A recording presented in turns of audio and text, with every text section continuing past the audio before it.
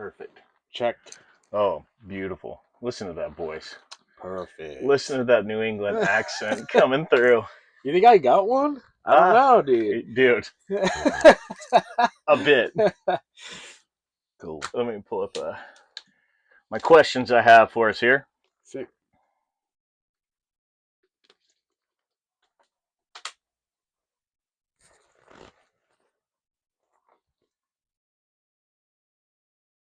Beautiful. Cool. All right, here we go. Yeah. Episode 2. Hell Tattoo yeah. Dreams and Airstreams.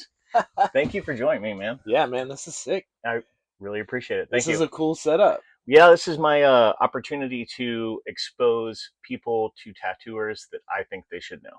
That's Cool. essentially the whole surmise of it, is to like expose people to tattooers who I think are just amazing people, Cool. amazing tattooers, and are just friends, Cool, man. and in the know. Of course, people probably do know you, but we'll get to that, Yeah, I mean, I've been pretty fortunate to make the most of a lot of opportunities. Yeah, no doubt, man. So let's start like with the beginning. How'd you get into tattooing? How'd you first get into it? Oh man, so tattooing for me kind of fell in my lap, which I feel like does not happen anymore in today's day and age where there's so many people that want to become tattooers. I started tattooing in 2007. For perspective, I was a senior in high school. Yeah. And Wow. yeah, man. I think that's sorry. Make sure this is off. Cool. Senior in high school.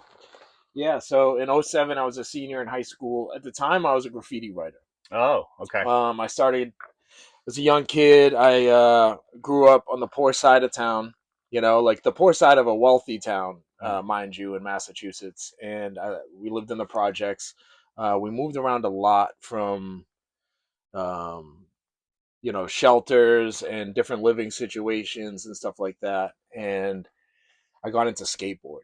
Yeah. And The skateboarding, gateway. dude, that just opened my life up. Right. And I was probably 11, 12, and I would take my skateboard and I would go into the city. I'd take the train or the bus into the city. So, for context, what town were you in and what city were you going to? So I was living in Belmont, Massachusetts. Okay. And we would take the train or the bus into Cambridge, Boston, Gotcha. the inner city, and we'd try to scope out all those skate spots that we found our favorite skaters skating at in, all sorts of skate videos. Mm-hmm. Great town. Boston's a great town. It's overall it's pretty cool. Yeah. I don't really fuck with Boston too much anymore. Yeah. I'm a weird mountain man now, yeah, you are. But yeah, so at the time, like, taking the train and taking the train, public transportation, and seeing graffiti, that like blew my mind. Right. At the time. I was a young kid, and I'd look out the window and I'd be like, who the fuck are these people? Right. Like, who did that? Yeah, it's amazing. It's big pieces. Yeah. Yeah. And you create these stories about these people in your mind, right? Like, who could that person be? Yeah. Are they like some gang leader? You think they're like, like the movie Candyman or something? Like, Yeah. who did that? You know what I mean? Like, right. is there like a myth or a story behind this person? And so I started messing with graffiti at the time, myself, drawing it on my skateboard. I would flip over my math test and draw graffiti on the back. I wasn't the best student, but eventually my graffiti got me further in life than school did. Right. Right. Because pretty early on, I got into it. I started doing it and built somewhat of a good name for myself in the graffiti world, right, around town, through the scene. The older graffiti writers had started to notice, and when I was in high school, everyone knew me as the graffiti kid. So they would come to me and ask for, oh, can you draw my girlfriend's name for Valentine's Day? Right. Shit like that, right? Yeah, and I'd like, get your older brother to get me a 30 rack of beer. Why not? You know what I mean? Right. That was my hustle. What was your tag? Is that a secret? It was Snaz. That's where Jimmy Snaz comes from. I was going to ask you that. I was leading into that. Dude, so that's I'm just awesome. crushing through these questions. That's great though. That's great. So I was like, is it because your tattoos are like, so they're so snazzy, or like, well, you know what I mean? No, yeah. So Snaz was a name that was actually, I was out painting freight trains when I was a kid, and I lived in the projects, so if I got a pair of white sneakers, I was not taking them off. Yeah. Like, like if I convinced my mom to buy me a new pair of shoes or whatever, like, and if I got some nice clothes, that was it.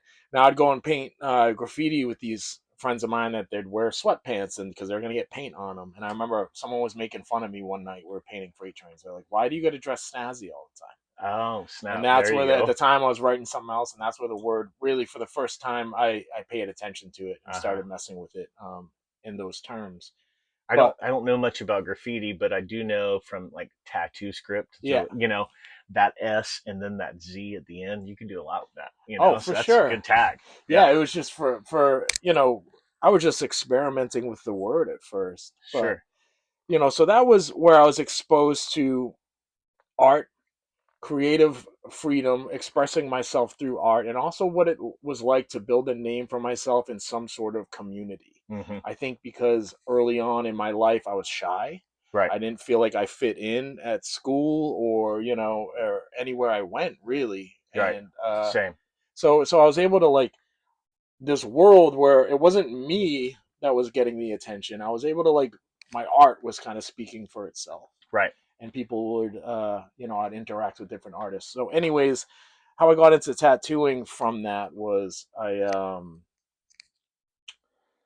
I started drawing tattoos for kids when they were turning 16. They're Mm. like, "Hey, draw like this rose with my mom's name. You draw, right? I'm gonna go get a tattoo this weekend up in New Hampshire because at the time you could go to New Hampshire and get a It was tattoo. illegal in Massachusetts, It, right? it was legal to get tattooed. It had become legalized in 2002. Oh, So okay. this is like Okay. '07. But you could still go up to New Hampshire when you were 16 at the time. Oh, tight. Okay. So you can be a Uh, minor. Yeah. yeah, so I don't think you can do that anymore, but I'm not sure. But anyways, one specific time that was this big shift was this kid asked me to draw a rose. I'm, a young kid. I'm like, sure, I'll draw a rose. Sure, no problem. Draw this rose how I think you should draw a rose. This kid that has no tattoo experience Right. and came from a graffiti background. Draw it. He goes and gets it. He comes back that Monday, and it's different than what I had drawn. Ah, the old changeroo from the Yeah, and tattooer. and I Yeah. was just kind of like, "Hey, did you not like the drawing?" He's like, "No, I loved it, but the tattooer said that that's not how you draw a rose in tattooing because it has to hold up in skin." And that was something I never thought of. I Right. was like, "Whoa." So I started going out and shoplifting every tattoo magazine I could get as a Yeah. young kid and flipping through these, and it blew my mind. Right. And so then I started drawing and practicing and copying and tracing everything I could. So actively looking at a tattoo and Yes, then emulating that right, tattoo. The same right. way you did with graffiti. Yeah, like Right. okay, I'm gonna write my name, but I'm gonna do it like how these guys do it, right? Exactly. And I'm gonna Yeah. steal this S from Scene or whoever, right? So that's funny that you brought that up because I was going to ask you if you were into those graffiti tattoo shops once you got Yeah, into graffiti. So, like yeah, for those of you who don't know, Tattoo Scene was a giant writer hmm, in New York, right, and he opened a shop and began tattooing. So I'm sure that was like yeah. something you were into, right? Cartoon, Mr. Cartoon, Definitely, huge influence. sure, I would take that style of artwork. Really, once I got into tattoo art, I think one of the early tattoo magazines I got. That's why I learned about Mr. Cartoon, right, and I was like, "Oh, this is a graffiti guy, right?" So then I started painting more tattoo related artwork into my graffiti ah, out in the public. And that got the attention of a couple older graffiti writers that were now tattoo artists gotcha. that hit me up, which is unheard of. Like, hey, man, like, you should do this. Hmm. And these were like artists that I look up to, at the time and still do, Right, But I was like, yeah, all right. Like, something I never really thought of, right. but sure, what do I do? They're like, well, you go to apprentice. I was like, cool. Like, let's do it.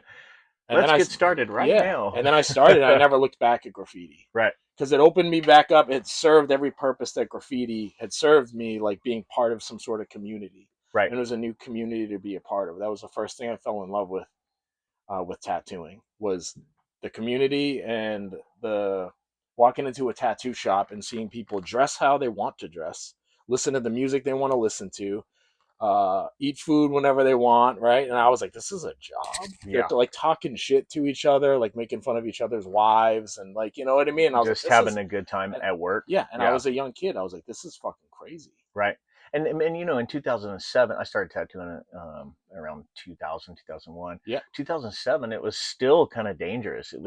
Yeah. It was still on the edge, Yep. you know, that that kind of leap that you had with skateboarding, that was that kind of fringe element that kind of like it led me into, For you sure. know. But back then you couldn't be a tattooer or graffiti kid and be at school and be cool and be the homecoming king, you know. Yeah. We were the fringe. We were the guys Right. who got made fun of. Now I feel like you could be like the homecoming king or like, you know, like Yeah. run the school. I don't even know what high school kids are doing Yeah. now. Only through my daughter who's 18 now. Oh But Jesus, dude. so what was there a specific shop that you like So started in at or the time, right, I started getting tattooed at this shop called Kaleidoscope Tattoo. That's where one of those older writers worked at. hmm And so I was like, well, if I'm going to learn how to do this, I should go get a tattoo. So I did.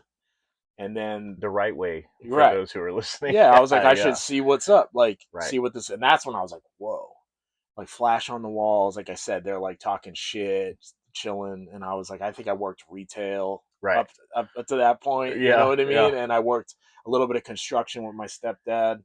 Um, What was that first tattoo that you got? it was my mom's name on my chest. Oh, always a winner. Yeah, Tight. it was like Yeah. an easy like step in, and Yeah. And a good like step in so your folks weren't like super pissed, right? yeah, You're dude, like, I got your name. my mom just wanted me to graduate high school. Yeah. She was all about me doing something with art, Yeah. you know. Right. But then the shop that I ended up apprenticing at was this old school biker shop called Mazel Custom Tattoo. Okay. Now, at the time, you talk about how fringe it was, or kind of sketchy or dangerous, right? The For sure, the shop was all of those things. But the biggest thing I remember between now in the local Boston tattoo scene and what it was then was there was very few shops, Mm. right? There was like Mazel, there was a shop called Visible Ink, and there was another biker shop that had opened that had closed down, and a lot of those guys went and opened Visible Ink. And then Mazel, he was this OG biker that built bikes. He sold guns. He used to run with all the crews in the 70s, you know. He was the real deal. Real deal, Yeah. rat tail, cowboy boots, Smith and Wesson, you Yeah. know, and tucked in his belt in the back, Right. and smoking cigarettes like in the shop. You know Right. what I Yeah. mean? Probably while he tattooed, Yeah, and right? Yeah. at the time, dude, I was a young kid. I was like, this guy's fucking nuts. Now I look back, I'm like, that was the coolest guy I think I've ever met. Yeah. And I don't think at the time I realized how lucky I was to be around someone like him. So he had tattooed back in the day in the 70s and 80s, done like tattoo parties, and he was running the biker world, hmm right? And so at this time, he didn't tattoo anymore. He just opened a shop and had people come there and work. So that's where I apprenticed and got my foot in the door. And then eventually, after working there, I think I was there about a year and a half. I had left and finished my apprenticeship at Kaleidoscope Tattoo, which Okay. was the shop that was in Cambridge. That was kind of more of like More the mainstream kind of shop, yeah, right? right. Yeah. Like it wasn't as like as kind of crazy. It was more of like, you know, they were more into tattoo culture, doing conventions, and that's why I hmm started learning about other tattooers. In the first shop, they were like, "Don't pay attention to anything outside this shop." Yeah. What I tell you is Yeah, it, it's right? gospel. Yeah. Yeah, How that's was it. it when you left with that transition from going to the biker shop to I Kaleidoscope? did everything I could to keep it cool, Right. and we're cool. You know, at the time he was bummed to lose me because what happened was I was still in high school. hmm So I was a young kid. I had tons of friends that wanted free tattoos. So, and I was hungry. So I picked up steam pretty quick. And he Right. could see that, you know, and he was like, "All right, this kid's like not just like this guy or that guy. Your trajectory was He's going up. there's something different about him." Right. And I think so obviously they wanted to keep me there, and it wasn't anything against them. I wanted to be somewhere where I could be around artists that I could learn more about the industry. No doubt. Like I Yeah. had a lot of questions that I Yeah. didn't feel like I could necessarily answer in a walk-in shop. You know, Do you feel like that's missing from tattooing nowadays? Two things. So I think that you were pretty blessed to get into that kind of biker shop yeah, because he actually taught you how to be a gentleman yes, in tattooing yes, and how to kind of work your way around. yeah, Because we don't really have that nowadays. Like, you know, part of the reason why I started this podcast and, you know, I was talking with Greg Christian, and he's such a great dude, about introducing people like yourself or him to the newest generation and Hmm. helping to bridge that gap Right. because they start tattooing so differently than this. And Yes. that's why I want to expose them to you and to your Yeah. story. It will help them to bridge that gap and for them to know what it's like and how difficult it was to bounce around, Yeah. and how that shaped you as a person going forward, For sure. you know? Because I definitely see a big gap between tattooers that have been tattooing like as long as yourself or as Right. long as I have been or whatever to the kids that kind of started right around COVID or before COVID or Yes. whatever, right? And they started in that crazy boom that Yes. happened right after COVID. So they're like, I'm booked out 6 months. I've been Right. doing this a year. This is just how it is being a tattooer. And now they're like, fuck, Yeah. right? With the way We've things have got to kind of, close. Yeah. yeah, I posted on my reel one time about how we can't take like a 5 year situation and put it to like a quarter of a century hmm, career. Like this is right, tattooing, right. it's cyclical, it's ups and Yeah, downs, but yeah, Greg was telling me something. He goes, a lot of the new tattooers nowadays are just salty and they're just like, oh, there's too many tattoo shops, oh, there's this, there's that. It's true. yeah, There's also a lot more people getting tattooed, by the way. yes. And those folks who are tattooing, yeah, some of them are busters. Some of them don't deserve it. Some of them are this, some of them are that.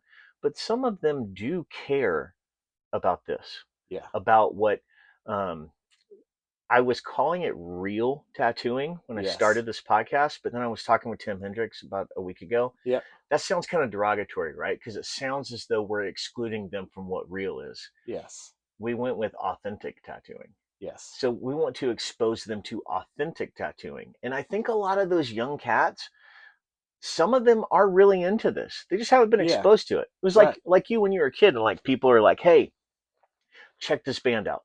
Yes. Have you ever heard of I don't whatever, the Ramones? And you're like, "No."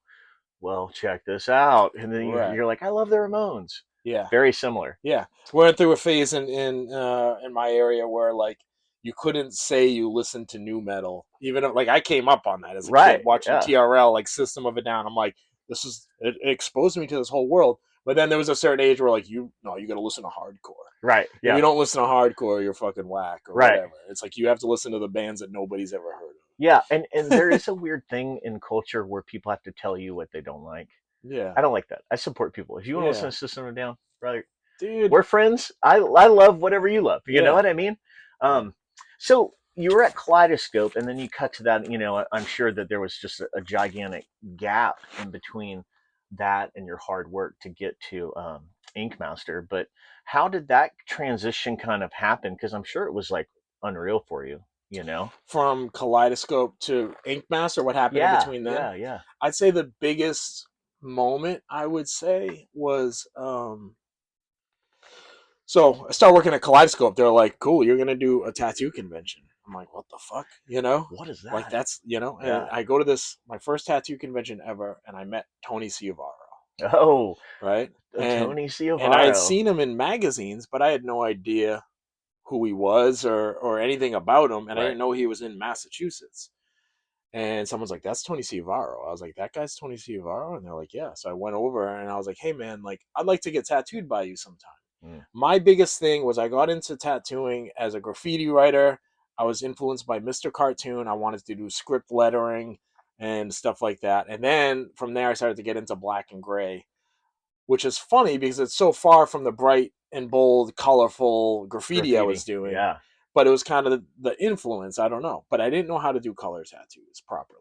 Right. I Right. had no fucking clue what inks to use, what machines, where I'm gonna run my speed at, the size of the capacitor I'm using on those machines. None of that shit. It was all foreign to me. Right. So I wanted to get tattooed by Tony Ciavaro because he did the brightest, boldest color that I knew how to do that I've ever seen, and that's what I wanted to learn. Yeah. Shout out to Tony Ciavaro. Like for those who are listening and aren't familiar, he used to be on top of the world with Dude, tattooing. 100%. When magazines were out, and he does this style that's very three dimensional, shapely Right. drawings, very new school esque. Right. Right. And Beautiful it tattoos. reminded me of some of the shit that I saw in graffiti, but I this was bet. like a Right. Whole new level. whole new. I was like, what the fuck? And he blew my mind. Right. So I went up to him and I was like, hey, I'd love to. And I was so shy. I was like, hey man, I'd love to get tattooed by you sometime. How do I do it? The time Tony had the way his setup was. Think about it, guys. This is MySpace, maybe. Yeah, yeah. Right? Like Wasn't MySpace great? maybe we had MySpace. Right. We didn't Yeah. have Instagram and All uh, magazines. yeah, All magazines. If right. you wanted to like be exposed or grow, you were in the And magazines. conventions, and then of course you had Miami Ink on at the time, and then Right. Kat had her show. Yeah. So tattooing was mainstream. You'd get like those type of tattoo style T-shirts and Hot Topic or whatever. Right. But at the time, Tony Ciavaro was on top of the world before social media. Right. So I'm this young kid. I go up to him and he's like, "All right, well, I have this a couple times a year. I open my books. I have a booking day. You have to be at my shop in person." I was like, "Okay." People used to fly to go to this booking day Wild. to get tattooed by Tony. Absolutely It wild. started at 9 a.m. I was there. I wanted to be first in line. I got there at like 8:30, and the line was already fucking huge. People Whoa. had like camped out. It was like buying Beatles tickets to get tattooed by this dude, Right. right? So I get in line, and I'm waiting in line forever, and then the guy in front of me who had also been waiting a long time, he comes. We get up to him, and Tony's like, "Hey man, what are you looking to get done?" And he just wanted something small. And Tony wasn't being a rock star about it. He's like, I can do that for you, but there's other people in my shop that can do it just as good. You're going to wait a while to get tattooed for the small tattoo. I'm really prioritizing bigger tattoos. Now, I just had no idea what the fuck I was going to get from this dude, but now I knew it had to be big. Right. Yeah. And I was like, fuck. Quick learner. Yeah. So I'm up to him face to face, and he's like, what are you looking to get done? And I looked to my right, and there was this Buddha painting that Jerry Issel, who taught Tony Ciavaro how to tattoo, Jerry had painted it. Okay. And I was like, a Buddha. And he's like, okay. And I was like, a Buddha sleeve. And he's like, cool, let's do it. Let's book it. And I was just so pumped. Now, when I met him and started getting tattooed by him, I was just like, dude, do whatever you want to do. He knew I was there to steal his secrets, and he let me. Right. You were paying to get those Yeah. secrets though, And he right? yeah, That's the move. and he could I think he could see like this is some young kid, he's interested, he's curious, he wants to do this the right way. Right. And we just connected. You said something early on about in the opening of this podcast about when you meet artists and who they are as people. Mm-hmm. Tony as a person was the coolest fucking humblest dude, and we just connected and we laughed and we joked. And in one of the sessions he said, do you draw? And I was like, well, yeah, I draw for my appointments. He's like, why aren't you drawing every day? I was like, well, I'm trying to do realism. At the time, I wanted to be like Bob Terrell. No, Yeah, you were all over the place, dude, I brother, was huh? all over the place. Yeah. And I'm so grateful Right. because now I can kind of handle a little bit of everything. Sure. Um, so I did a lot of black and gray realism my first couple of years, Mm-hmm. because I didn't know how to do color. Right. So he's like, well, you should be drawing all the time. And I was like, okay. And he's like, you have another appointment in 3 weeks. Bring me some of your drawings. Like, fuck, now I have this. Getting to work. Yeah, right? I stayed up all night, nervous, couldn't sleep, trying to draw stuff because I was drawing script lettering and doing like Bob Terrell kind of flash, trying to do celebrity portraits and stuff like that. So now I have to draw. And I was flipping through some magazines and some books, and I was like, well, I'm not going to bring him a bunch of new school drawings. That's not my game. And he's fucking Tony Ciavaro. I'd be insane to bring him stuff like that. Right. Yeah. So I started drawing Neotrad. At the time, remember like, Todd Noble. Todd Noble at the time was doing Neotrad. Yeah. So I was like looking at some of his stuff. Mike Adam Bezel. Mike Bezel. Yeah. Okay. All Out of Napkins, those books. Yeah. The stuff, great books. stuff like that. And so I was looking at that stuff, and I bring him a big stack of drawings, and he's like, these are great. You're going to make a sketchbook. Whoa. And I was like, okay. He's like, dude, come by here on one of my off days. I'll help you make this book. And I was like, fucking seriously? He's like, yeah. He's like, and it seemed like the reason why he wanted to do that is because he had talked to me and he knew I didn't know much about other tattooers. All I knew was the people at my shop and the handful of people I had met.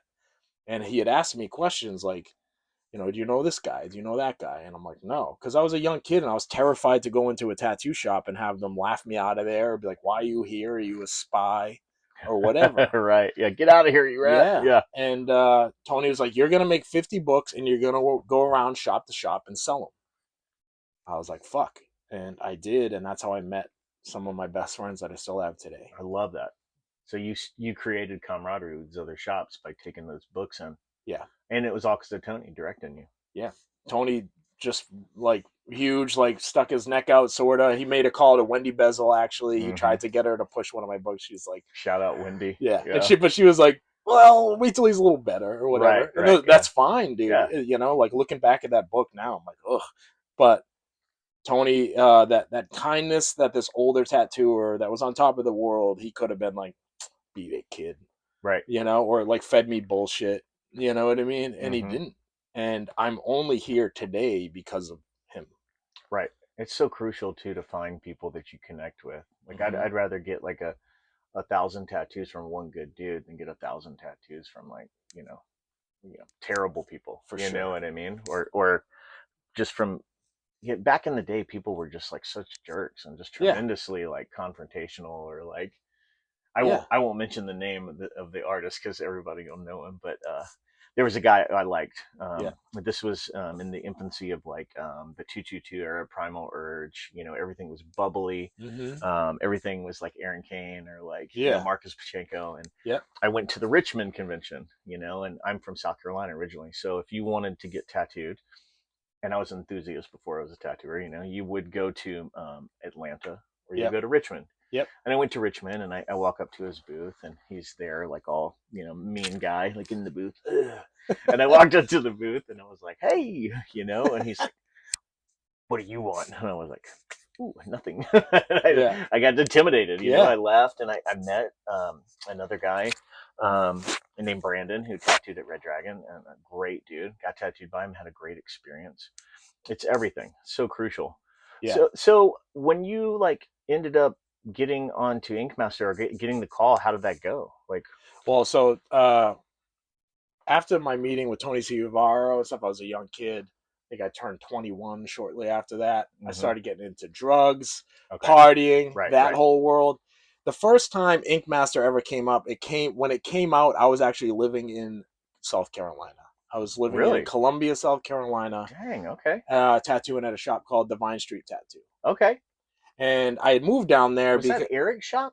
Eric Nick? yeah, him and Jonathan owned it. Okay, And then Jonathan took over. Eric went, he was he was a traveling, traveler. doing whatever Yeah, he was doing. right. Jonathan was holding it down at this point. The first Okay, time through the graffiti world, I had made a connection with this gentleman named Dave, who was Eric's apprentice. And, he was like, dude, come down to the shop in South Carolina, come do a guest spot. It was like my first guest spot ever. This was in '09 or something.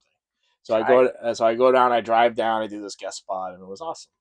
Later on, I had gotten into drugs. I was cleaning up my life Hmm. and trying to, I was doing the methadone clinic at the time, Okay. and I needed some. I decided I needed to move away. So Hmm. South Carolina was like this. They were gonna give me this opportunity, The perfect escape from. Yeah, Yeah. and I feel bad now. Like I look back. I was not the best employee. You know what I Hmm. mean? I was young. I was struggling with what I didn't know at the time was like a spiritual fucking sickness. Hmm. I was Hmm. just like, I'll get it out of my system and I'll be good. Right. Yeah. It doesn't work like that. Yeah. But anyways, so I was working in South Carolina, and that shop actually was a strictly trad shop, Right. and I was doing neo trad and black and gray portraits and script and all this stuff, and I was the guy that could kind of handle it all.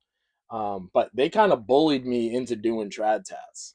You know what I mean? Like a lot of trad Yeah, they shops were like, do. "Well, it's Yep. not a real tattoo," Right. and so I was like, "I can do that." And I went to go do one, and I was like, "Oh, this is hard. Right. This is like I'm over shading it. I'm fucking putting too many lines, and you know what I mean." So Yeah. that was the shop where I really got introduced to trad, Sure. and so It's funny. Those are the days on Inkmaster that everybody thinks they're gonna kill it, yeah, and they would just get like right, ripped. yeah, Like Nunez and like Oliver. Obviously, Ollie yeah, would just be like just tearing them to pieces. Because they right, just want to put too much in it, and keeping it simple, like keep it simple, stupid, is yeah. difficult to do. Especially when your mind doesn't work that way, and you got to Yeah. figure out how to make an image tell a story Yeah. where it's readable, the contrast, everything. It has everything it needs without all the shit, Yeah. The and the that's very thirds, right? difficult. Like Yeah, what's the best color or the longest lasting color? right. Skin. Yeah. you know, a Absolutely. third black, you Yeah. know, a third color, a third skin, and Yep. people don't realize that they're just wall to wall, you know. Right. But how cool was that experience with you and Tony? Because when he when he kind of nudged you to do the drawing book, you go home and you're like, what's my style? I don't know. What do I do? And you kind of latched onto the neo traditional, And I don't know why. and and It was that's something I hadn't really done. yeah, and I mean, although you're a well-rounded tattooer, Right. obviously you can do whatever. We've all seen it, Um, I would say that's still something you're kind of known for. It's like that neo traditional style, Yeah. that's really your own. Yeah. So when I was in South Carolina, I started getting more into trad, and then uh, with the whole Inkmaster thing, that show first came out when I was living in South Carolina. I remember I actually talked to casting, and uh, because my kid's mom at the time, she's like, "You should do this show." She loved reality TV. I was like, "Oh, whatever." And then I was talking to them, and thank God I didn't get that opportunity back then, Then, yeah, because it would have been a terrible opportunity for me. yeah, Like I didn't have my shit together, hmm, and it just wouldn't have worked out the same. And I believe like the universe had a different plan. right, So from there, I ended up eventually, getting off of drugs and cleaning my life up. I got clean. I got into more of a trad style. And then I think before Ink Master, before I ended up on it eventually, I started getting really into solid, just clean trad as it is, Cap Coleman Flash. And then I started to get bored with that, and I started to want to make it wild again. And how does this line connect into this wing? And my graffiti influence came back. My neo trad influence came back, and everything was just more about lines and movement. hmm. You I, know. I think that's to touch on that traditional things. So those folks who like recreate, the Cap Coleman Mm-hmm. stuff, and we had Burt Grimm in St. Louis, where I'm at now. I think it's up to us to carry on those traditions, but to make them better, to add our illustrative style to them, Yeah. still within the scope of the rules. Well, You have to know the rules to to be break able them. to break them. Right? Exactly. Yeah. Exactly. So when you got the call and finally went on, what was that like? What year was that? That was 2016, 2016. Okay, so you're back in Boston then. back in Boston. Yeah. I had recently gotten off like drugs, because my battle with drugs was like a little bit of this, a little bit, and then I was like Yeah. doing good for a little bit, then I wasn't.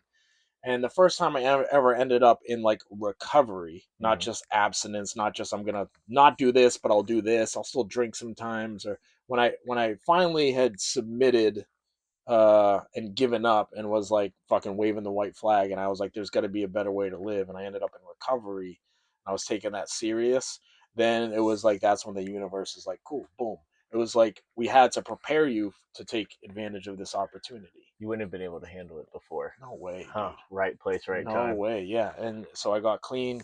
And then my brother, who uh, I had taught how to tattoo years before, Younger brother? younger brother, Yeah. he's five Kyle? years younger, Kyle. Right. Yeah. Yep. And he actually got the casting call.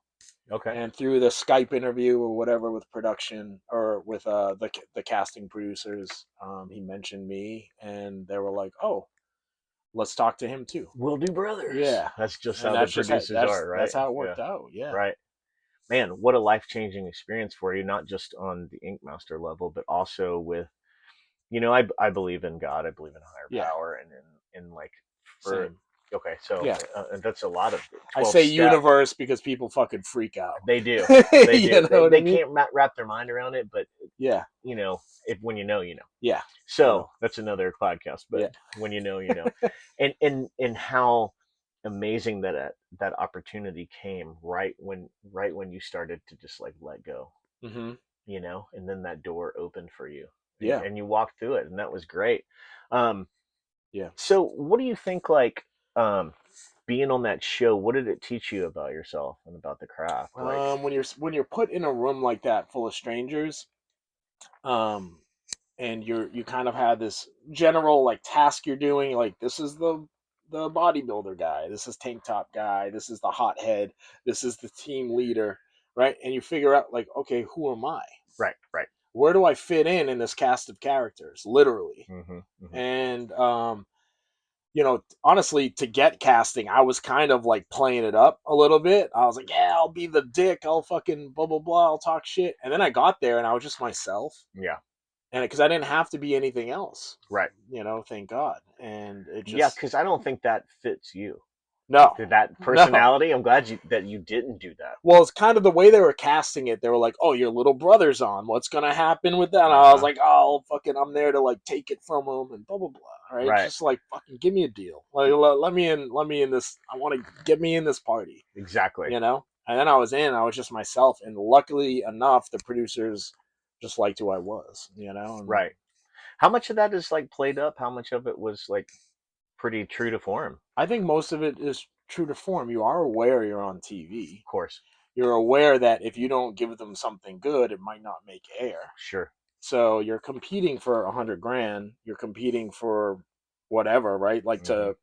you're worried about if you get sent home or make a fool of yourself in your whole tattoo career, your apprenticeship, the older tattooers you looked up to, all that flash, all your connections, anything you did in your career could be wiped away in a second. Absolutely. So you're aware of all that, but ultimately, so you got all that on the line, but at the same time, I think the biggest thing you're competing for is airtime. There's nothing worse than spending all that time away from your family and all those sacrifices and risking all of that, and then just being like not making air. Absolutely. Like Yeah. not, that guy that gets eliminated every season and you didn't realize he was there till he's gone. Right. You Right. don't want to be that guy. Yeah. You're Nobody like does. week one out. Yeah, Right. yeah, like whatever. So ultimately, when the casting, that first season that I did with my brother, I wasn't going to win. I was going to learn. You I know, love that. I just was like, what else do I got going on? I'm gonna Right. sit around and wait for walk-ins. Nothing wrong with that. But like those walk-ins will be there when I'm back. Yeah. You know what I Right. mean? And Like, I'll have been and had this experience. yeah, Right. I wanted to see how TV worked. I Yeah. was clean. I was Right. like, yeah, fuck yeah, God's giving me this opportunity. I'm gonna run with it. Right. And boy, you did. Yeah, I got lucky, man. That It worked season was out. great. Well, you did.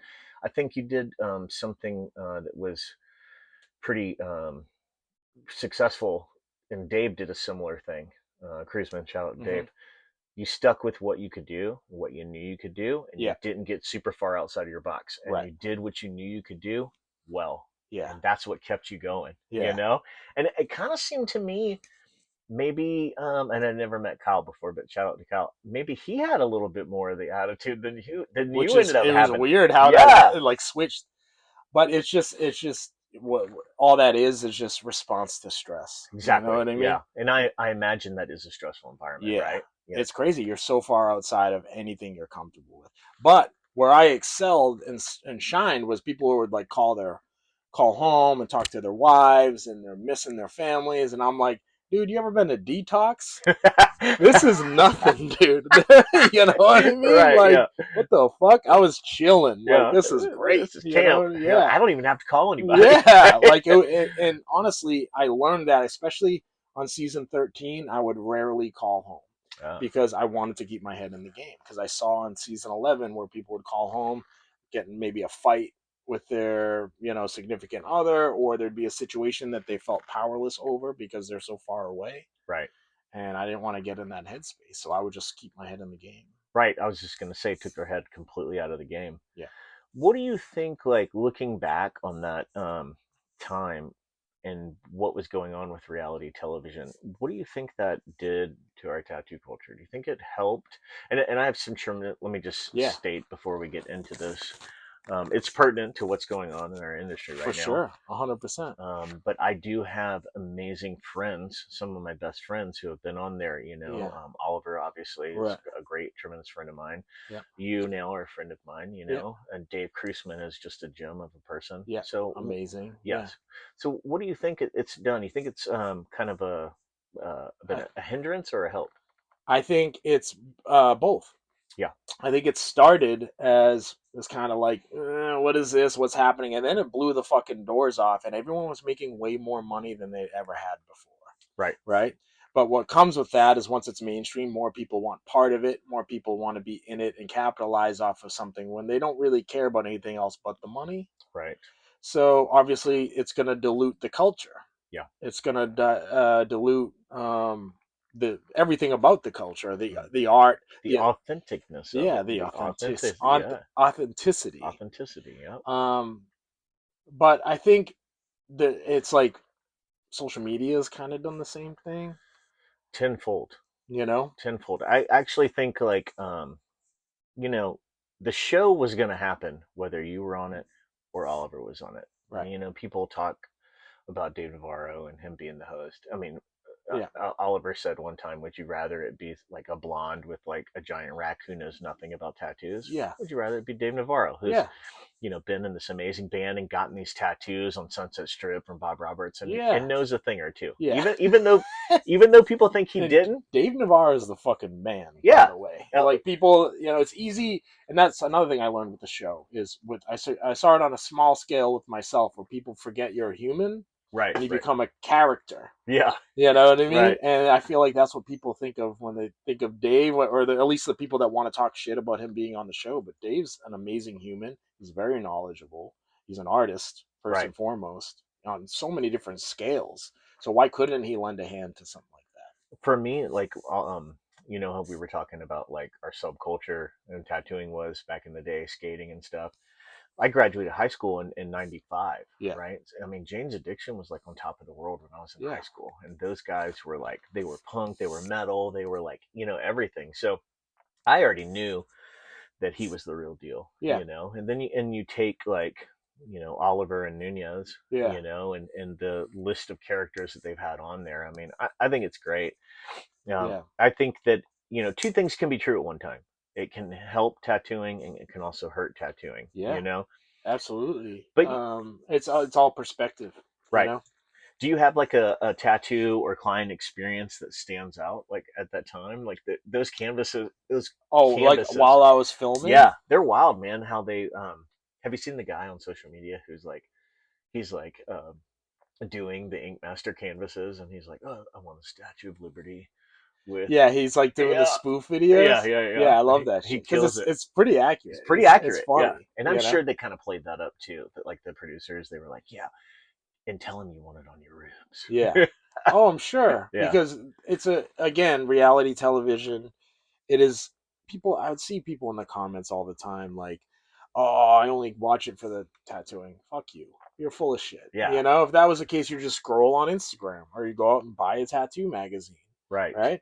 There's these producers. They find a way to sell something to you that is beyond the art form, where you're able to connect with the human and you can relate to them in different ways because you see them responding to life in different ways, right, and you can see yourself in that person. yeah. And I think that's important when you're trying to tell a story. And if it was just like, let's get the best tattooers here. Oh, good, great tattoo, good job, Hmm. see ya. You know what I mean? Right, No, yeah, like that's no one's gonna watch it. yeah. Well, I think what they wanted to grab, minus the drama, they were trying to build it, but they couldn't find it. Is the tattoo magic? Yeah, Like you and I know yeah, that that's what's real and that's what yeah, exists in our yeah, industry. So they wanted to find the entirety of the experience of the tattoo and the magic behind it. yeah. Um, did you have a certain client or canvas experience that was just Well, wild, or I had some for sure some difficult ones, right? But isn't it like just like tattooing at the shop though? You just have yeah, to and be able that's to the talk to thing is people, the right? biggest difference is the pressure that the environment puts on you, Yeah, and it can be as big or small as you make it, right, right? And it's all because of your perceived fear. You could walk a tightrope 100 times, but when you do it in front of 1,000 people, you're gonna fuck up, or hmm, you're gonna worry about fucking up more than you would if you're just in your backyard. You got a mat under you, whatever, right, right? right, And it was that kind of environment that puts more pressure on you. So yeah, you'd have in the shop you're gonna have difficult clients, or clients with different types of skin or whatever. Like right, I remember I had a couple on the show that were past a certain age, which obviously nothing against them, but their skin type is going to be a little different than you would be tattooing on can a be younger challenging. person, Yeah, right? And uh, the slightest little nick or whatever is really gonna be a nick Yeah. on somebody that has thinner skin like that. So I'd say I'd have stuff like that. But honestly, it was funny. Like season 11, um, when I got eliminated, I had a difficult client, and when I got eliminated, Nunez said to me, which didn't make air, but he said, "Why didn't you just give the guy a traditional mermaid?" And I said, "Well, because that's not what he wanted." And he said, "Who cares? He's getting a free tattoo." And I was like, I thought the game was to give them whatever they ask for, and then Right. you judge me on it, because that's how it is in the shop. You know Yeah. what I mean? And Sure. I didn't take into consideration this is a competition. Do the best tattoo possible, Right. regardless of The what the Dave ask the is. Dave Cruzman approach. Right. I'm not going to change what I do. Just You're do a good tat. right. You know what I mean? And so season 13, I came back and like uh I obviously there was tough competition, and they would try really hard to give me the hardest canvas, Right. and which they didn't really air much of. Right. Like the person on the line would say they want some crazy shit. Then when I'd go up and meet them and say, "Hey, what did you want again?" They would say, "Ah, dude, I love your work. Whatever, just do whatever." So I Love had it. a little easier because they had known who I They were was. experienced with you before. Yeah, They knew because who they they were saw getting. me. Yeah. Yeah. So I would say that. Well, let me ask you. What would you describe your style as now? You think it's kind of a neo-traditional I style still, guess. or I yeah? guess if you put it in a box, it's Hmm. there's got to be a label for it. It's fun. I like your style of tattooing. Yeah, I like it. I mean, I just call it traditional. It's not American traditional. Hmm. It's not necessarily neo traditional. It's not new school. It's just, one solid line weight. You know what's great about it? It's a style that you can look at and you can be like, oh, it's a Jimmy tat. Right. If you think about it, it's a hard thing to achieve nowadays. Yeah. It's the problem with the minimalist Pinterest tattoo pin style. I have no problem with it, by the way. Right. It has a place, but how do you stand out Right. with that style or realism Right. in the you know no bust on cartoon or Tim Yeah. Hendricks or anybody who excels at that, but you got and their stuff stands out Right. obviously, but you have to find a way to stand out when you're reproducing that Hmm. kind of stuff. Your stuff stands out. You can see that it's your own right off the jump, and I Yeah. really dig that, dude. I really Thank dig you. it. I don't know how that's happened. I feel like that's always been the case with me. When I was a graffiti writer, Hmm. when I was doing any style of anything I've done as an art form, it just comes out a certain way. It's organic. Love that. Yeah, Yeah. and like I've always like even when I've done like, all right, I gotta make this as traditional as possible, Cat Coleman, whatever, people could still kind of tell Yeah.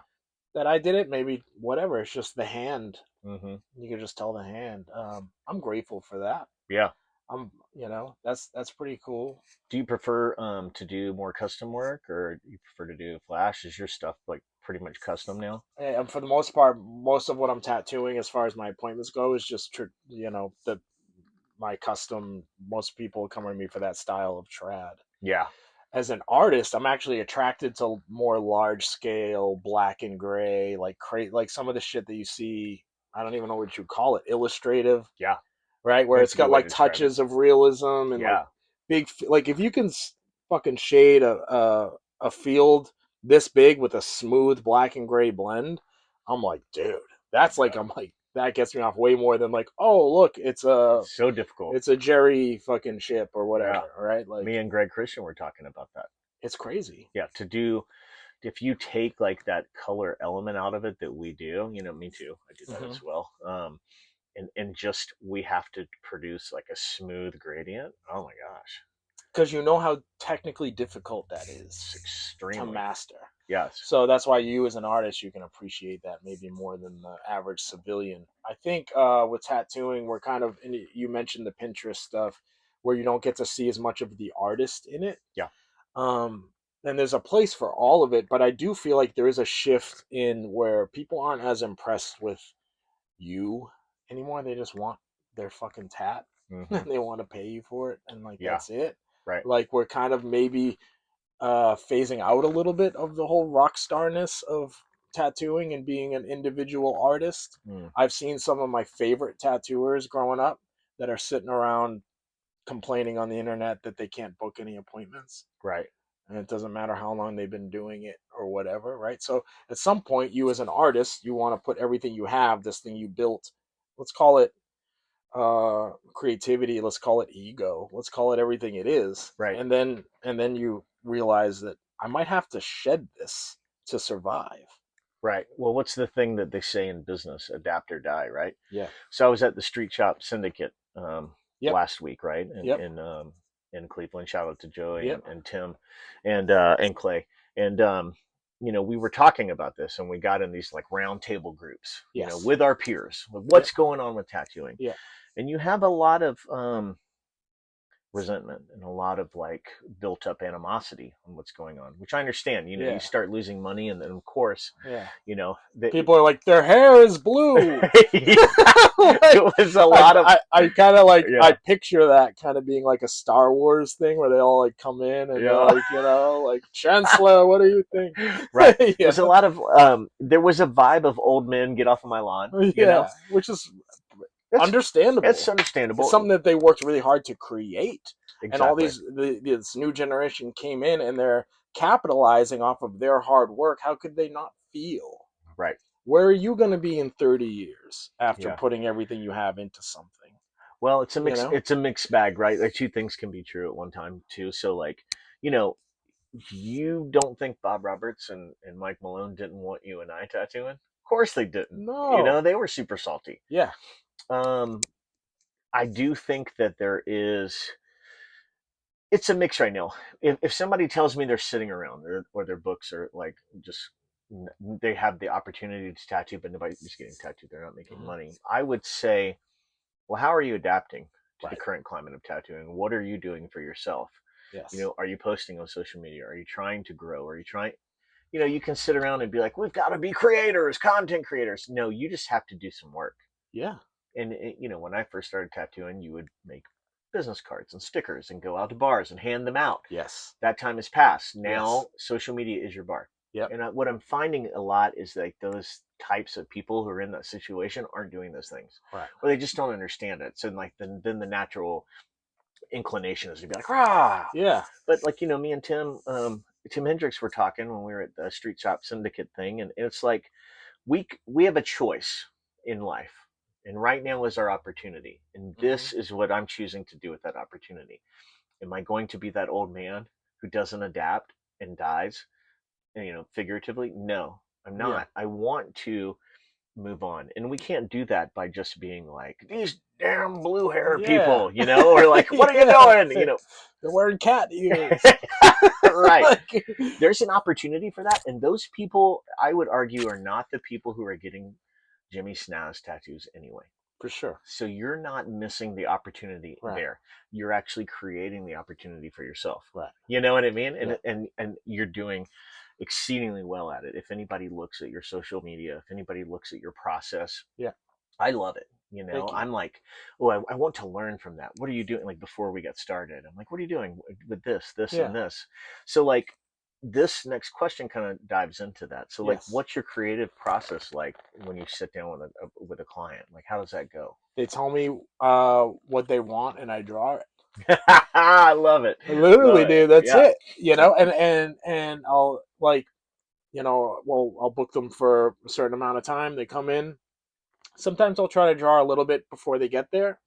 Um, and I'll like maybe an hour before my appointment, I'll get in, I'll look through the messages and get a rough sketch done to have something to show them. So a lot of online social media approaching you for the tattoo, Yeah, not like, not so much in person then. yeah, so I'll obviously book the appointment ahead of time. Uh Not huh. and I will do walk-ins if I'm available Sure. or Yeah. whatever. My favorite thing to do is events where we're just crushing walk-ups. Love that. That's the shit. But as far as my artistic approach, a lot of it is they reach out ahead of time. They say what they want to do. I ask for some references or whatever stuff they like, and then they come in that day and I just fucking draw it and do the tat and have a great conversation. My favorite part about it isn't the money that I'm paid at the end, right? Like, you have to survive and pay your bills, but the fulfillment I get is out of an amazing conversation. And then when I have a repeat client that I feel like is coming back more for the conversation Oh than yeah. they are the tattoo, for whatever reason, I think that's a little more captivating. Well, you just hit on the next thing that's important nowadays with um, with continuing this career and where tattooing is going. It's not so much for you to be a great tattooer. Yeah. You have to be a great person. Yes. People, you have to give them a reason to come back. Yes. You have to care about them, be Yeah. engaged in their life. I do this thing like when people get tattooed by me, I don't even like really talk about myself unless I Mm-hmm. know them and they ask me. When it's your time, it's about you. Mm-hmm. And it's go time for you. What do you like? What are your interests? What do you do for fun? Mm-hmm. You have hobbies. What's your brother's name? Your sister's name? And I ask, and don't ask just to ask. I ask and remember Mm-hmm. and care. And like these people will come back to me years later just because I know that his sister Diane was sick and Yeah. she beat cancer, or Right. whatever it may How'd be. that divorce go? Whatever you're Exactly. dealing with. They Yeah. love it. We're Yeah. full-time tattooers, part-time therapists. You know Yeah. what I mean? And the Absolutely. therapy's free. Yeah. So I'll ask you just a little shout out maybe before we move forward. What do you what are your tools and machines, inks? I Any I love. I mean, I think the Sidewinder, Dan Cuban Sidewinder is, shout out Dan Cuban. like when that came out, I was like, whatever. And then I used one. I was like, oh, fuck, all right. It's a Like I never killer. have to struggle again. I mean, you still will struggle, but it just. Right. I'm a big fan of these things being tools, Yeah, absolutely. and Right like, tool for the right job. right, yeah, exactly. It's a Yes. it's a tool, and if I can do a tattoo cleaner, faster, less trauma, where maybe it's a little more comfortable for the client, and I'm not struggling with it, why the fuck wouldn't I use it? Love Dan Cuban's Dude, machines. I compare it to, obviously I ride motorcycles. Hmm. There's chopper culture. It's the Right. cool guy chopper culture. Where they're like, Yep. oh, you gotta build your own bike and you gotta know fucking all this and that, right? And it's gotta be this old and whatever. And then there's the guys that want to pick up and ride across country. Right. Sometimes I want to fucking ride an old bike Yeah. because there's something about them. It's magic. And for me, that's what a coil machine does. Right. And sometimes I want to get on my bike and ride 16 hours. Yeah. You know what I mean? Right. And I want it to be a marathon, and I'm going to give my client the best tattoo I can do in this period of time, and create the best piece of art that I can. What about, what about your shaders? What are you using for Yeah, those? so I'll use rotaries, I'll Uh use huh. pens, I'll use coils. I have shag. I kind of go a little bit Love back and Shag's forth. machines. Yeah. I'll use the one. Yep. I love Cubans for lines Yep. and Shags for the shout out to Shag. Yeah. Great dude. Mike is an amazing person and builds a quality machine. Those machines, I do like a lot of Japanese, so like that Yep. background it Yep. takes a pretty heavy machine and they work really well for Yeah. it. I There was a shift where getting used to shading with a rotary, it took a little bit It does take a bit. for Yeah. me. But then I remember the first time I saw it come back healed, and the black was black, Yeah. not gray. Right. Right. Not like the black, it looks 3 years old, but the Mm. color's bright. And it might be a touch more spicy Yeah. for the client, but if you're getting it done on that Yeah. one and done, no touch ups, Right. hey, right? And from what I've heard with the pen, that seems to be pretty comfortable for the client. I think so too. So, Inks, what are you using for your inks? I use a mix of a few different brands. I'm just using Dynamic Black. Mm-hmm. It's funny, when I did the Inkmaster season finale for season 13, I was like, I got all freaked out. I was like, I have to have the blackest fucking black, I can imagine. you know, Yeah. because everything's such a microscope. And I asked so many tattooers what they were using that I looked up to, and I remember talking to Chris Marchetto, and I'm like, "What are you doing for black?" Shout out to Chris Yeah, he's Marchetto. incredible, Kills it. amazing, Yeah. amazing dude. Boston guy. Yep, Yep. yep. He's out in Western Mass. Okay. So I was talking to him, and he let me in on this little secret of, and it was an old secret that I had tried before and failed at, but I had another friend that was boiling down talons and boiling down. There was talons, and what was the other one? Pelican. Pelican. Yeah. And boiling that shit down, and mixing it with National Triple Black and Yeah. whatever, trying to figure out the perfect recipe. So I tried that out for a little bit, and then I was doing this thing where I was leading up to the finale. I was tattooing people, and then like seeing how it healed. And dude, there wasn't much of a difference. Yeah. So I just was like, all right, Dynamic it is. Dynamic is just a And, winner. and I think the day that I did my finale piece, I remember I was like, I'm gonna do the boiled down black, and I accidentally reached for Dynamic, and I used it, and I realized I was like, oh fuck, I'm using Dynamic. but it healed perfect, you know. Right. So, anyways, my black, I'm just using dynamic, and then I use a mix of Eternal. There's a few colors I like from Eternal. I don't believe there's one specific ink company that makes the best of everything. Hmm. Some will have a really solid red, but their blue sucks, you know. Right. And Same. I completely agree. so I got a little bit of Eternal. I'm a big fan of Dermaglow. Mm, Love Dermaglow. Dermaglow. Okay, nice. Um, I think powder's louder for sure. yeah, If you can use like a good powder mixed yeah, base. I love Legacy. yep, Shout out to yep. I've Legacy. used Legacy too. Yeah, Legacy used to be unique. Do you remember when it was absolutely. unique? Loved it. Loved And it. I was like, dude, you had to Yes. like write a letter, Yeah. like, Dear sir. yeah, like, hey, I'm, like you're writing someone in prison or something, Yeah. and they like might message you back with like, okay, this is how you send payment or whatever. Yes. Back Well, in the money order days. well, now, luckily for everybody, Rob Berry and his family owns Legacy. Yep, Some of the best inks out there. You can hit them up yep. and get some. Oliver put me on a Legacy, and I was like, oh, it's this shit. It's still around. That's awesome. Oliver knows a thing or two about a thing or two. Yeah, We were yeah, hanging at Greg's, about a week ago, and he was tattooing, and he drew the quickest snake I've ever seen somebody draw in my life. yeah. A dude's entire stomach, and Mike Wilson and Eric Smith taught me to tattoo. And my mic just quit here. Shit. Well, we can continue from the Yeah, video over here, but um, when Mike and Eric taught me to tattoo, they would do this thing where it was like, just draw it small. yeah, Draw it small and then blow it up. yep, Not Oliver, dude. yeah. He drew it so big, it was unreal, man. I watched him tattoo one time, and he someone came in for an eagle, and he drew the eagle, no reference, no problem, in 3 seconds by muscle memory. He was like talking to me while he's doing. He's like, blah, blah, blah, blah. I was like, what do you think of this? The guy's like, great. He's like, Mom, tattooed it in 45 minutes. Eagle this big, perfect In tattoo. in marker The too, he draws it machine. like in hard marker. Yeah, just like It's like boom, like yeah, no sketching first, right. just boom, boom, boom. Shout out to Oliver, he's the It's best. the best. So will this be good for audio? Yeah, I think so. Yeah, Okay, I think we're gonna be good right here. We're still picking it up right here. So, great.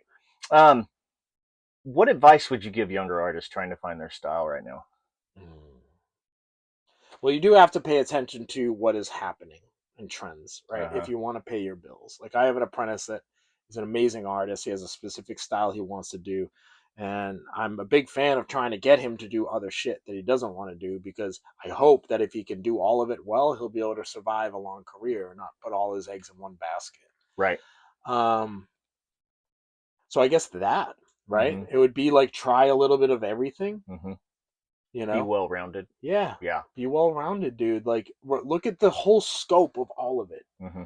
There's everything from fine line minimalistic tattoos to traditional Japanese and then there's an up and down. It's like a fucking cross. It's not just linear, Yeah. right? There's so many different directions you can go. Seek and ye shall find. Yeah, Seek and don't be closed minded. right. And Open mindedness, I think, is the number one thing that will contribute to your success in any field. yes, absolutely. And a You thirst know. for knowledge will drive you.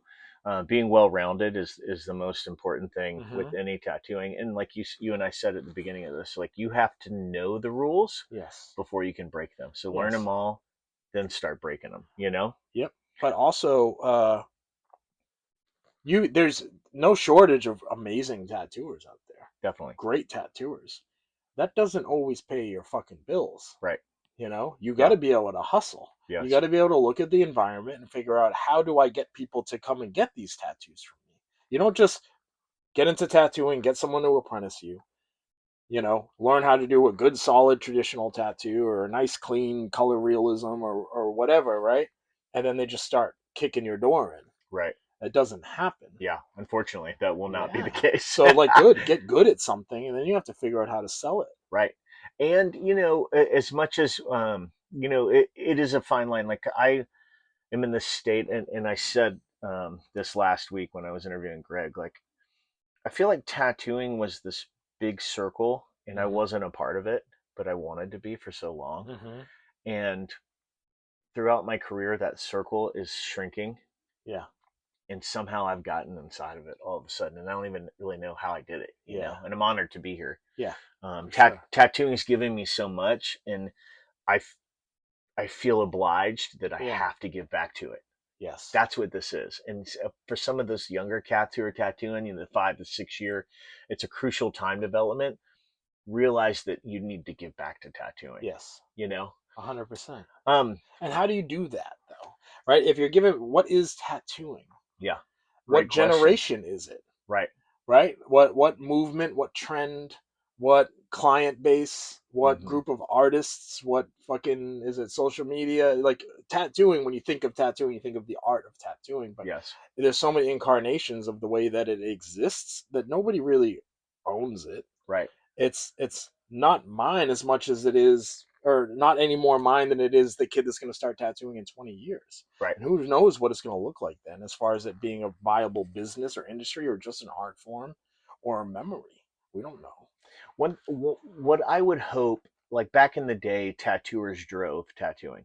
Mm-hmm. I listened to a Philip Liu podcast recently where Philip Liu says that, if you even think now the tattooing, I don't like to call it like the industry, but Right. tattooing, you can't really think of somebody leading it or a direction that it's going. Like you just Right. said, where is tattooing? What direction? Yeah. People, civilians, non-tattooers are kind of leading tattooing now. Wouldn't you Mm-hmm. agree? And For sure. with their ability to find information at the drop of a hat and to see everything all at once online. Yeah. I think that for us and for tattooers coming up, if we can get back a hold on that Yeah. and then point tattooing into the future that we want it to be and Right. the future that it deserves. Right. And I'm not talking about taking it away from people. We wouldn't be able to do this without people, Yeah. but we direct where it's going. Right. I think that's crucial. Yeah. I mean, as far as trends go, it's just like anything. I think there's a lot of similarities to what I've seen with tattooing in the music industry, as far as what is popular. Hmm. You know, you've seen it with what styles are popular. Right. Everyone has. Like people talk about traditional tattooing being here since the you had the German tattooers that were doing American traditional Right. before the '60s when you had Jerry and Yeah. whatever, right? Right. But um, people talk about that being the mainstay. I mean, I feel like it had a resurgence, Yeah. and there's this constant trend, this Hmm. revolving door of what the public is willing to consume and want to wear on them, and without the public thinking something is cool, we do not exist. Absolutely. You know? Yeah, that's for those folks who are not adapting well to tattooing and the future of tattooing. It's like, well, you got into the wrong career to not be into people. Yeah, To tattoo and be successful, you have to love people. yeah. And that's the bottom line. You have Number to be able one. to sit down Yep. and have a conversation just like this with Yeah, anybody yeah. and make it count. Yeah, and you got to work hard. Like within my shop, there are the people that are like, "Oh, I'll come in if I have an appointment," and there are people that are like, "I'll be there regardless." Yeah. And those are the guys that make more money than the other dudes. You know Absolutely. what I That's mean? that's the my wife and I own a training company separate from tattooing, Yeah, and we train athletes like young kids and specifically sports training for like say hockey or volleyball or basketball. yeah, We do that in a lot of group setting with kids. Inevitably, you can tell who the best athlete is in their sport by who does the best in the group training. yeah. It's the same thing with the tattoo shop. Mm-hmm. When you go in and the dudes that are painting and hustling, and if you're paying, I'm staying, Mm-hmm. those are the best tattooers. Hands down, every time. Sure, The ones who are absolutely. leaving early and just coming in Yeah, and punching in and out, yeah. you know, there's a Right. place for that, but they inevitably are not rising above. Yeah, so that's what I mean when I was saying like, what is tattooing? Is Yeah, tattooing the breathtaking piece of artwork that somebody did that's in a magazine or on social media, went viral, it's on TV, right. whatever it is, are those the people you think of when you think of pushing the industry forward? Hmm. Hmm. Or is it the guy that's just there regardless, Right. no matter where it's at? He's showing up to work. I'd You like know to what I mean? think it's a little of both. You'd That's like to what I think would so, like to right? think. And that's what Yeah. I mean. So that's where we got to figure out where that baseline is. Yeah. You know? Great question. I think that's kind of what Tim and Joey are doing with the Street Shop Syndicate stuff. Yeah. It'd be nice next time to have you come out. Yeah. We can talk about I this love more there. Tim. Yeah, Tim was another dude. When I met Tim, he was just an amazing human. Like it reminded me of how when I met Tony, yeah. it was like I have all these feelings of that's so and so, but he's just a dude and being a nice Such a dude. great I went and person. worked at his shop. He tattooed my chick, Yeah, you know, and amazing. and he just the Whenever I coolest see dude. him, we don't even really talk tattoos. We just talk about our Life, kids, yeah, life. yeah, Last time I saw him, we were like, "I'm on this medicine." He's like, "I got to take this medicine now." yeah, We're like a couple of old dudes. yeah, yeah. So I think this is a good transition here. Um, have you ever hit burnout, and what do you do to avoid Oh, burnout? I hit burnout so much, Yeah. so much. I feel like what I need to do next in my career is I need to do something different that makes me look forward to it. Not that I don't look forward to tattooing and I don't look forward to doing the tattoos that I do and the tattoos that my clients want and expect. But I think the easiest way to get out of burnout is to you need a purpose. You need to run into problems. You need to overcome those problems. You Mm-hmm. need to learn a new style. You need to mess up a little bit and then figure out how to correct it, right? The same way you did getting to the current style you're doing now. And I feel like that's what I'm missing the most Mm. in my career Right. is it's almost autopilot. Right. Trad Eagle, the way I Mm. do it, no problem. Do it Gotcha. with my eyes closed. Yeah. And you're going to be happy. I'm going to be happy. Post it on the internet. It's going to do whatever it does, right? Yeah. I'm going to be paid this amount of money. I'm going to go spend it on this, right? Whatever, however that works. But I think as an artist, what I'm missing in my career right now is that sense of wonder Mm. and overcoming obstacles. And I think what I need to do as an artist is push further. Mm. Like I said earlier in this podcast, where the art that I'm attracted to isn't necessarily 3-color trad tats. Mm. It's like shit that I'm like, how the fuck how did they do that? Yeah. And I think that's what I need next in my career in order to not get stagnant. Right. And because we've all seen the stagnant tattooer, someone that just like, oh, dude, they're on top of the world, and they're like, maybe their tattoos aren't as good. Yeah. They don't want to be there, and I don't want that to happen to me. Yeah. Get out of your comfort zone a little bit. Yeah, So you'll you feel like to avoid burnout, you're going to push outside of that kind of comfort zone that you're in. What do you do separate from tattooing? You have like hobbies, obviously. So you ride yeah, motorcycles, riding right? Tell me motorcycles, about that. that's number one. I think yeah, riding a motorcycle is a spiritual experience for me, and Agree. I think Is your favorite style motorcycle the FLH like yeah, I style? love That's touring it, right? bikes. Yeah. Yeah, I mean, I think what Harley Davidson did, really from the 30s through the 60s Mm-hmm. was incredible. I Right. think with that style with the the hardtail frame all the way up until when they made the duo glide. Mm-hmm. Um, Pogo seat. yeah, just Yeah. that classic look of motorcycles, and when you ride one, there's nothing like it. And motorcycling for me was something I wanted to get into when I was younger, but drugs kept me from doing it. Yeah. And then when I was able to get into it, it starts off as this thing you're afraid of, Right. and then it becomes the only place that you feel calm Yeah. is doing You're 80, zen. 85 miles an hour on the highway, no helmet, chilling, Yeah. right? And not like in a dangerous, thrill seeking way, but Yeah. like I don't know what it is about the human body and the human spirit that we are attracted to movement. Yeah. Our spirits, feel zen with movement, Right. So you you know? so you didn't you got into riding later in life then? Right later in life, I Yeah. was I was very into it, and I loved motorcycles when I was young. My uncle rode, Right. and I thought they were cool, but I liked heroin a little bit more. You know what I mean? Yeah. So that's just how it worked out, and then eventually it kind of became this reward for being clean and Yeah. living my life the right way. Oh, I love that. You I'd know? love to watch you and Zeph. Yeah, Yeah, your lady. Zeph. yeah, I'd love to watch you and her ride and your travels throughout the country. I yeah. think it's great. That's my shit. And I think Yeah. overall, I think I am an artist. I look for artistic outlets outside of tattooing every day, Hmm. whether that's journaling, writing, um, creating reels on social media. People like, bitch, oh, I have to do this. No, it's another creative outlet. You get to You do it. get to do this. You're an artist. What are you bitching You about? don't have to do it. You get Find to a do way it. to make it where you like it. Yeah. You know what I mean? Well, I think you're doing that well, and I think that you're bridging the gap between motorcycle riding and getting outside of it and Mm-hmm. bringing that into tattooing, doing like guest spots where you're riding around. I love that. Some of the Yeah. best times I've had have been on motorcycles. My buds, Josh Arment, Josh Williams, Oliver, riding to Sturgis. Have you ridden to Yeah. Sturgis yet? Yeah. I Man, have. what a I did it place. solo 2 years ago. It was the best. It's the best. And The then best. like if you can go like into like Yellowstone from Uh there, huh. oh my gosh, it's Yeah, I heaven kept on going earth. into Montana, Man, and then I went down to college. It was crazy, and I did what a another state. similar trip. Man, like heaven on earth. Like you said, spiritual, Hmm. super spiritual.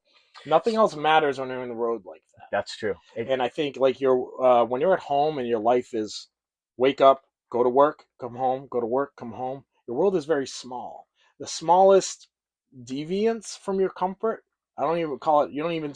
It doesn't even need to be a problem per se, but something that makes you uncomfortable will feel fucking huge when your world is so small. Right. It's an explosion in a small can, Yeah. right? But when your world is big like that, when you step outside of your small world and you're on living on the road, living out of a saddlebag, the only thing that matters is you have gas and a place to sleep that night. Nothing fucking matters besides those two things. At least for me, I don't know. Maybe that's a sickness. Maybe that's not a positive like I see it. But when you open your world up like that and you get out of your small little bubble, it's amazing. You know, I don't think I could really say anything better than that. You hit it on the head. it's I just think it. I think it's probably what helps you avoid sickness. I really do. yeah, And man, we could do a whole podcast just on motorcycles. I'd yeah. love to. What are you riding the most? We'll talk about that before I. My current bike that I'm riding a lot is I have a 22 Police Road King that Mhm. I bought and had repainted as a 59 Duo Right. Glide.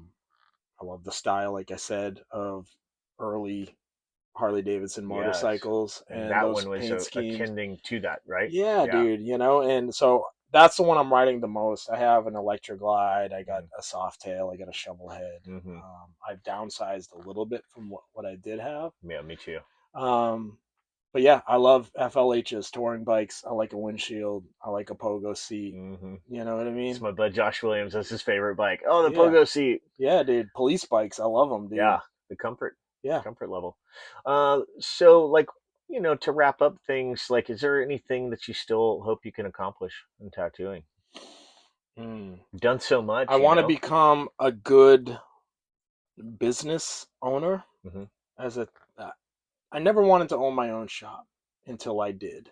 Yeah, Until I walked through that fear and said, "Fuck it, can I figure it out?" Now I feel like I'm how I felt when I was learning how to tattoo, but I'm learning business. I'm learning how to make things sustainable, profitable, not necessarily to the point where it's lining my pockets, but where I can dump it back into the business to make it a more comfortable place, an exciting place for everyone that works there. yeah, and I mean, ultimately, you should make money off your business For too. sure. Like if you're making money, the people who are working with you are making Yeah. money. So that's something that you want to achieve. And being a businessman and being an artist are two separate things. Hmm. I never thought that I would be good at business, Yeah. because I was always such an artist, and Right. how like our minds don't really work that way. Yeah. But one thing that I found with starting my shop is I'm actually good at that, and I Yeah. actually started to geek out Now, on it. where was the turning point in that for you? So I'm much like yourself. I don't think I ever wanted to do it either, Yep. and then whenever I did it, it kind of happens organically. Like you get to this place, and you're like, oh man, I'm really into this, to the Yeah. analytics of how you can make things better on it. Yeah. First of all, it gives you so much humility with looking back on how you dealt with other people that you worked for. Yep. In the shops that I came, I didn't have too many bridges that I'd burned in tattooing, Yeah. luckily, but I was that ignorant tattooer who like just said that, Yeah. you're I'm busy over here because of giving him me. a cut, and Yeah, he must be buying a pool with it this or guy, yeah, whatever. this Yeah. guy is successful because of me. Yeah. I've worked at some of the best tattoo shops in the country, and somehow they've been able to keep doing tattoos since I Yeah. left. Yeah. You know what I mean? Yeah. And it's because the shop is the Right. success, So that's what I'm trying to learn right now. Yeah. It's like I feel like I do things different than a lot of the shops around me. Hmm. No shade. I'm friends with everyone around me. I'm grateful for that. But I think trying to find ways to be better at business, I think will help the longevity of my career. And because what I see for myself eventually is owning a shop that I'm very much a part of, that is part of housing the new generation in tattooing. Mm, I love that. You know? Helping them bridge the gap. Yeah. Um, so I guess that kind of does come into like what do you think your legacy is in tattooing? Oh, I don't know. Such a weird thing to even touch I saw into, Mike isn't it? Tyson's talking about legacy. Do you see that? Yeah, let's hear it. What did he Mike say? Tyson. There's this maybe young teenager Uh-huh. interviewing Mike Tyson, and she said something along the lines of like, "Where do you see your legacy?" And he's like, "There is no legacy. Like once I'm dead, I'm dead. Anything outside of that, now I'm paraphrasing, but from what I got from what he said was anything outside of once you're dead is ego.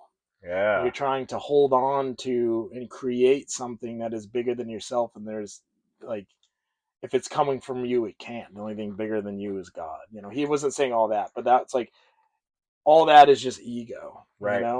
I would hope that leave whatever I touch better than I found it. Love that. That's not always going to be the case. I'm a Sure. human being, Right. right? We break things. Yeah. you know, Yeah. we break things. Things break, and I hope that if I do break something, it is for a positive reason. Like when I was asking you about what that shift was in business, Yeah. what I think of is there was a part where I got really uncomfortable, Mm, right? Where I was like, I open a business, this is fun. Now things are getting uncomfortable. Why? right. Because I'm being forced to change. I'm being forced to learn the things I didn't want to learn. And if I break something and leave something worse than I left it, I hope that's so somebody else can fix it. Right. And that's what I hope, I guess, my legacy is. Well, sometimes it takes breaking something for it to come back stronger. Yeah, 100%. So, do you have any projects or guest spots coming up? Conventions you need to let anybody Yeah, know about? Flower City uh, Oh, I t- can't do it, man. And tattoo convention. I wanted to do it, and they hit me up, and I was like, all right, I don't really care about making money in Yeah, conventions. Are any of my friends doing it? yeah, And the guy wrote me back, and he was like, oh, these folks are doing it. yeah, And then I have a wedding. Somebody's getting married yeah. that day, so I'm not able to go. So I'm pumped. I like that convention a lot. I yeah, really like Rob. He cares a lot about love tattooing. that. He gives like the way he does the whole show, the way their awards and the contests and the promotion and the people that he chooses to have there. He cares. Right. He cares a lot about tattooing. I love that. So Flower City, and then And then shout out to those guys. yeah. Oh, and also before Flower City, I'm going to be tattooing at Born Free, Texas. Oh, Oliver's helping put that on. the greatest motorcycle show in the And country, now in right? Texas Mm, at Yellow Rose Canyon. even better. So I'll be tattooing there with the Halfway for you. You don't have dude. to ride cross It's country. gonna be awesome. I'm working with a company called Twisted Road. They're gonna help me out finding a bike to use for that. Okay. So that's gonna be cool. Love I'm that. gonna be posting that Exciting. on social Yeah, I media. So can't that's wait in to watch that. October. Also in October, I mean, the whole month of October is insane for North Street Tattoo in Hmm. Salem with the guest artists we have. But then, yeah, November we got Flower City, and then Daytona, Daytona Love Bike that. Week. So that kind of goes into the last thing I was going to ask you, like where can people listening find you, so they can find you at your tattoo shop, right? North North Street. Street Tattoo Yep. in Salem. I mean, social media, Instagram. Hmm. I'm pretty active on that. I try to Salem is be. crazy during October, huh? It's nuts, but it's the best. Yeah. It's the, We're gonna go tomorrow and go check it out. dude. Great Yeah, I time. know. I'm bummed I won't be around to show you guys around Yeah. because I live up in the mountains of New Hampshire. But I know, but I'm so stoked. It was so serendipitous that we could meet here today. And you were in Maine. I'm here in Maine. yeah, Dude, what are the chances? Perfect. crazy. Yeah. Just meeting on the road the way we're supposed to. Also, shout out Bentley Saloon. Yeah. Thanks You for know, having us, Bentley. Yep. we're here at Bentley Saloon. This place is fucking amazing. If anybody's watching and wants to visit Maine, check out Bentley Saloon. I love that.